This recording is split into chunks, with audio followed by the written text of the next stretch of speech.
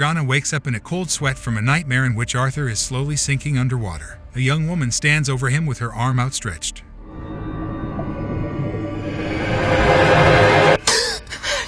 Arthur and Merlin are out hunting in the forest, with Arthur getting increasingly frustrated with Merlin's clumsiness when they hear cries for help.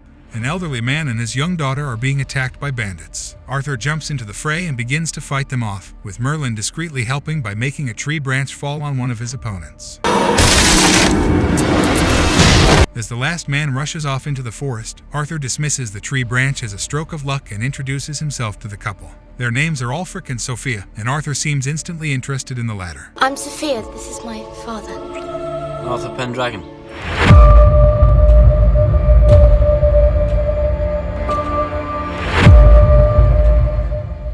Heir to Tiamor. This is my daughter Sophia. Back at the court in Camelot, Ulfric explains to Arthur that their home was destroyed by raiders, and they're traveling to their family in the west. Arthur invites them to stay in Camelot until they are ready to resume their journey, and Arthur and Sophia exchange a smile as she leaves the room. At Arthur's behest, Sophia is installed in the room next to his, but as Merlin gives her blankets at the door, Morgana comes down the stairs and spots her going inside. She recognizes her instantly as the girl in her dreams and asks Merlin who she is. Who is that? Sophia Timor. After learning that Sophia and her father are welcome in Camelot, Morgana goes to Gaius to tell her that she had a precognitive dream. Gaius tries to dissuade her and gives her a sleeping draught to induce a deeper sleep. Try this. It'll induce a deeper sleep.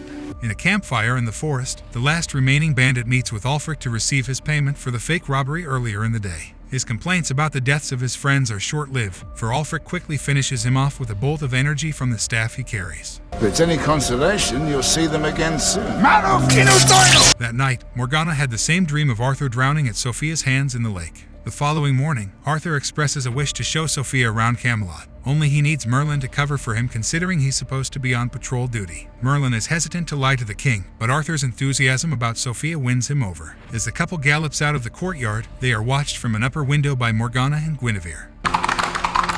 You sure it's her? Gwen encourages her to tell Arthur about the dream, but Morgana is too afraid. When Arthur realizes that Arthur is missing from his duties that morning, Merlin takes the blame and reluctantly tells him that he forgot to check with the guards over whether or not Arthur had guard patrol. Merlin suggests that he be let off the hook just this once. One Gilligan cut later, and Merlin is being pelted with vegetables in the stalks.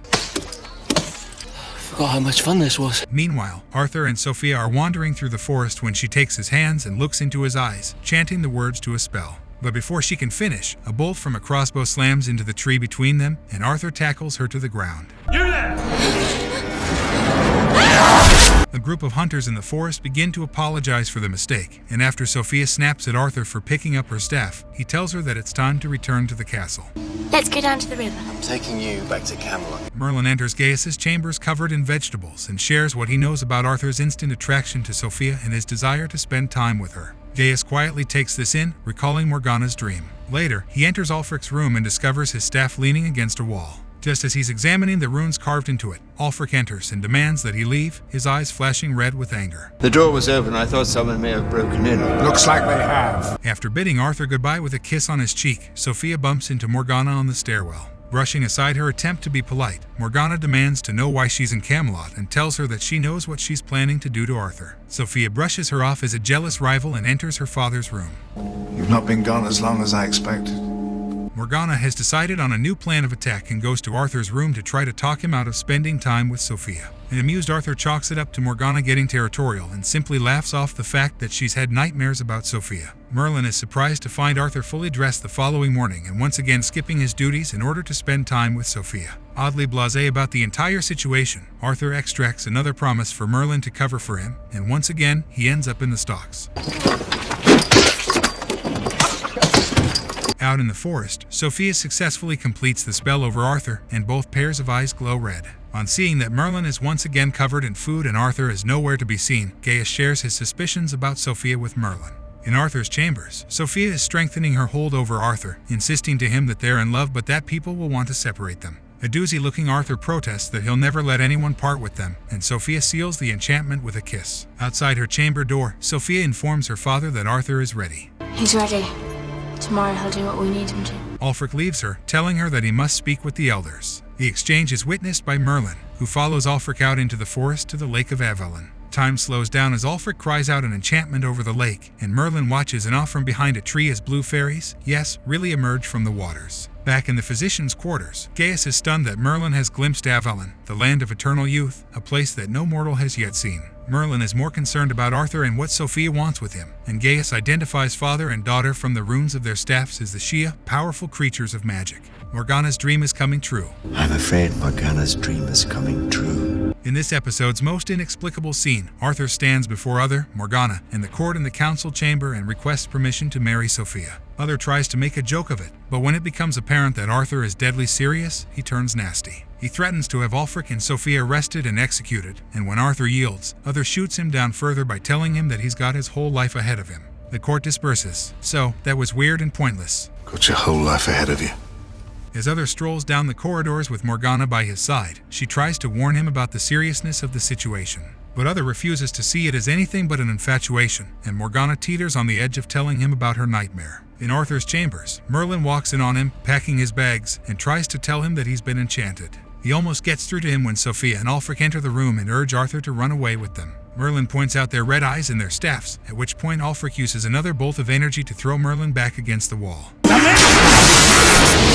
From her window, Morgana sees Arthur leaving the castle with Ulfric and Sophia and rushes to Gaius in terror. Gaius finds Merlin knocked out in Arthur's room and raises him up, telling him that it was only due to his own magic that he survived at all. Cautioning him to be careful, he watches as Merlin rushes after Arthur. Thankfully, Ulfric and Sophia are walking in dramatic slow motion, which gives Merlin ample time to catch up with them as they reach the lake of Avalon. At its shores, Sophia learns that her father has bargained only for her life in exchange for Arthur's, and the two share a tearful goodbye before she leads a zombified Arthur into the waters. Goodbye. Ulfric begins to shout the words of a spell, and Sophia pushes Arthur back into the water just as Merlin crashes through the trees. He uses telekinesis to draw Ulfric's staff to him, points it at Ulfric, and repeats the incantation. The staff shoots a bolt of energy, and Ulfric explodes. Sophia shrieks, and Merlin repeats the procedure for her. She also explodes. Yikes! Merlin throws off his jacket and dives into the water as images of Morgana's vision come to pass. Arthur sinks down into the water, but Merlin manages to grab him and swim them both to the surface. Back at the castle, Arthur awakens in his own bed to see Gaius and Merlin watching him in concern. The events of yesterday come back to him, and he's horrified to realize that he had asked his father permission to marry Sophia. What was I thinking? Well, we did wonder.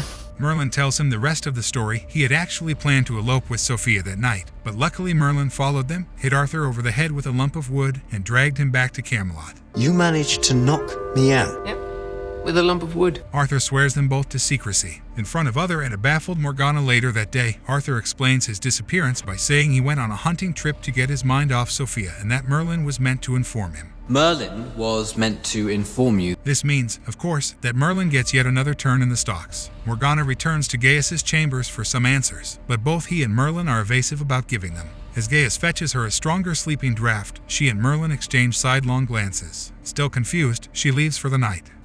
Thank you, guys. Thank you for watching.